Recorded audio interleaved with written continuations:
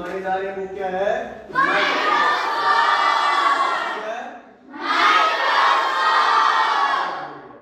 एक बार अच्छे बच्चे कैसे? ठीक है, तो ये है माइक्रोस्कोप। क्या है? अगर हमने बायोलॉजी की पढ़ाई करनी, किसकी पढ़ाई करनी?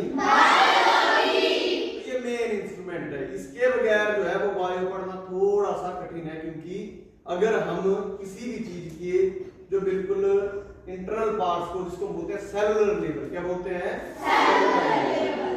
जो सेल के लेवल की पढ़ाई करनी होती है, तो उसके लिए हमें उसको देखना पड़ता है माइक्रोस्कोप में। इसमें देखना पड़ता है माइक्रोस्कोप में।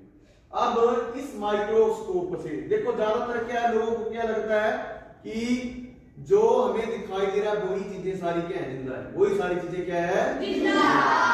लेकिन ऐसी भी चीजें जो हमें दिखाई नहीं देती हैं, ऐसी भी चीजें जो हमें दिखाई नहीं देती हैं। आजकल क्या फैला हुआ है?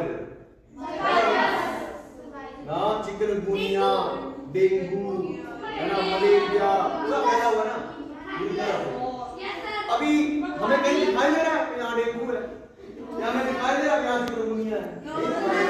या जो कमरे के अंदर लाइट है उसको हम क्या करेंगे? यूज करेंगे, और इस लेंस के थ्रू उसको क्या करते हैं? डाइवर्ट करते हैं, ताकि यहाँ से फिर उसके ऊपर फोकस बने और वो दिखाई दे बढ़िया तरीके से।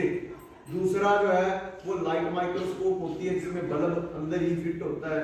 तो जैसे बटन दबाते हैं, क्योंकि अब धीरे धीरे जैसे मॉडिफिकेशन हुई, तो पहले तो ये बड़ी माइक्रोस्कोप यूज होती थी, फिर कई जैसे अब कमरे के अंदर ही होते हैं, तो वहां सनलाइट नहीं आ सकती है, तो वहां फिर क्या किया है, उसके अंदर ही बल्ब या ट्यूब फिट कर दी है।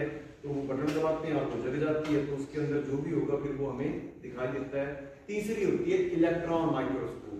ठीक है, जो बड़े रिसर्च सेंटर हैं वहां पे फिर इलेक्ट्रॉन माइक्रोस्कोप जो है उसका यूज होता है।